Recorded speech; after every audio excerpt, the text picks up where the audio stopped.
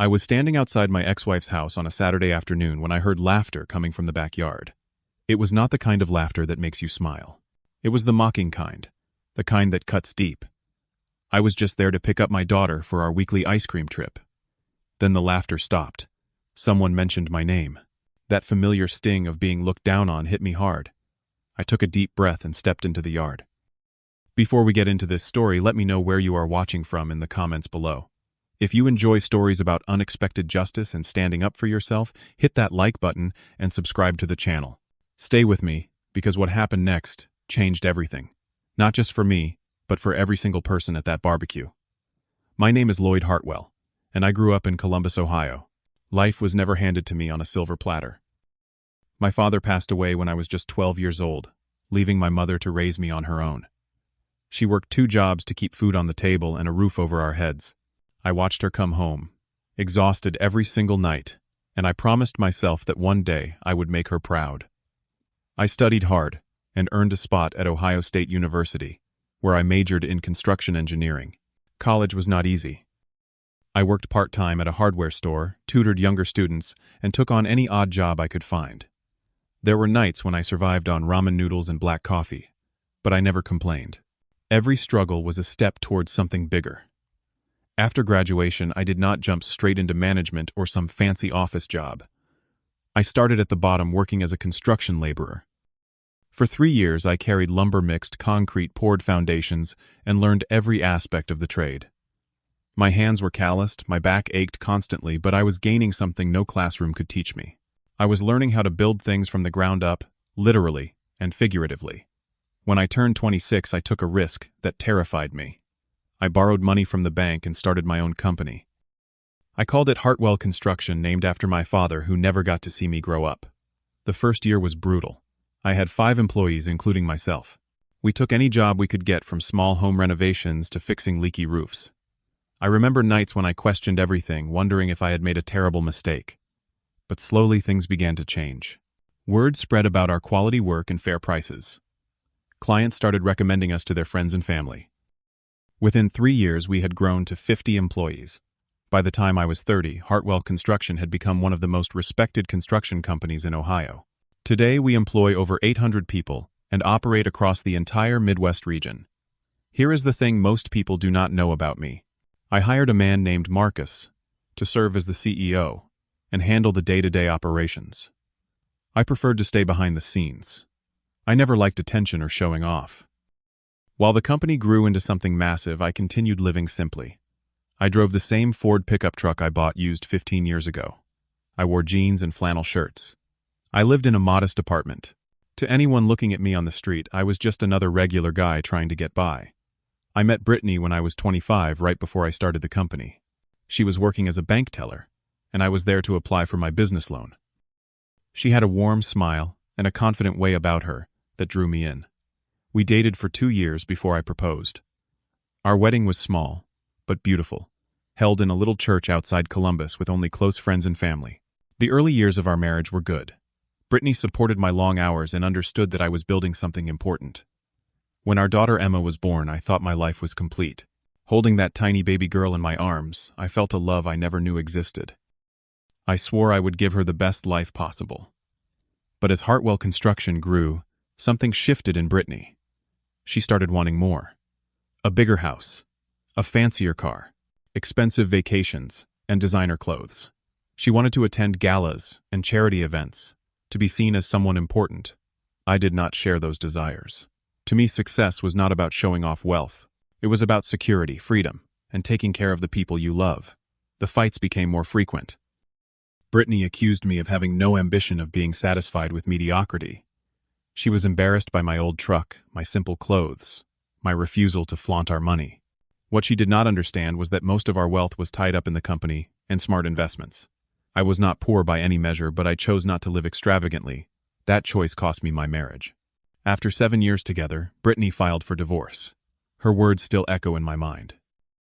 She said I had no ambition, that I was content with being ordinary.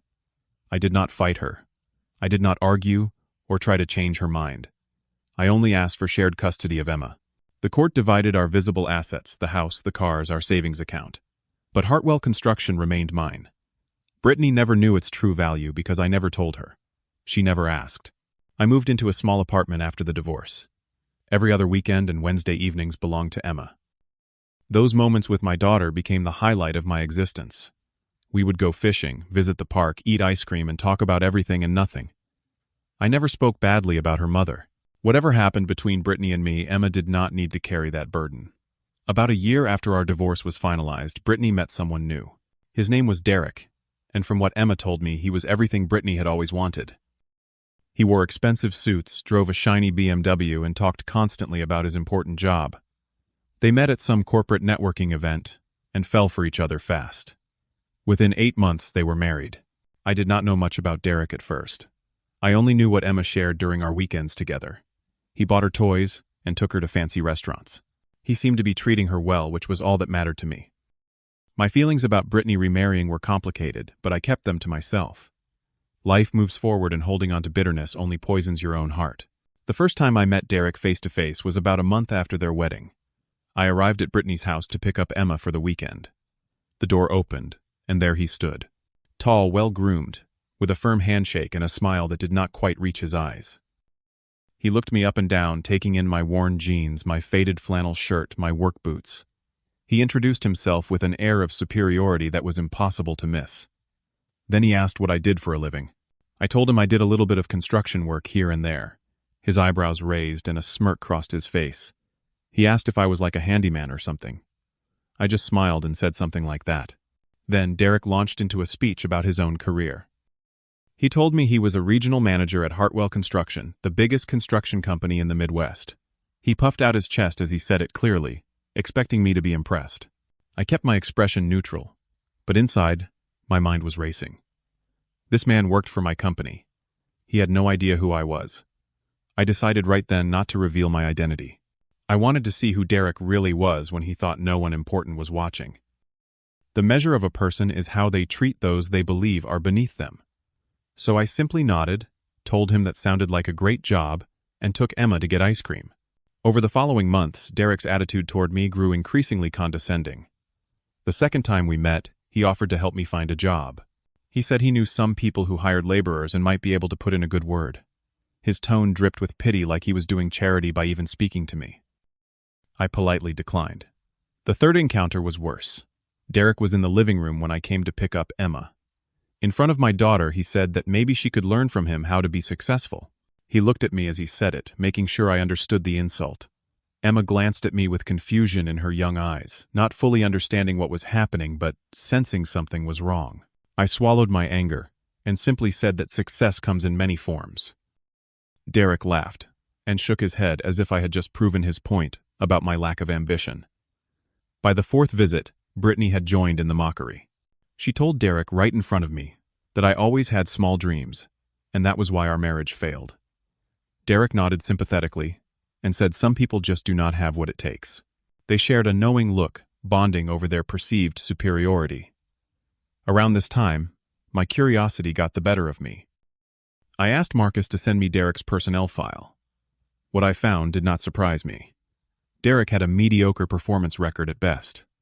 Several employees had filed complaints about him taking credit for their work. There were reports of him bullying subordinates and creating a hostile environment in his department. He was the kind of manager who climbed the ladder by stepping on others. Still, I held back. I was not going to use my position to settle personal scores. That was not who I wanted to be. Then came the conversation that changed everything. Emma and I were sitting on my apartment couch eating popcorn and watching cartoons when she turned to me with serious eyes. She asked why I did not have a real job like Derek. Before I could answer, she added that Derek told her I was lazy. She wanted to know if it was true. My heart cracked. My 8-year-old daughter was questioning my worth based on lies fed to her by a man who knew nothing about me. I pulled her close and told her that I do have a job. I just do not talk about it much. She looked up at me and asked if Derek was wrong about me being lazy. I held her tight and said that hard work does not always look the same for everyone.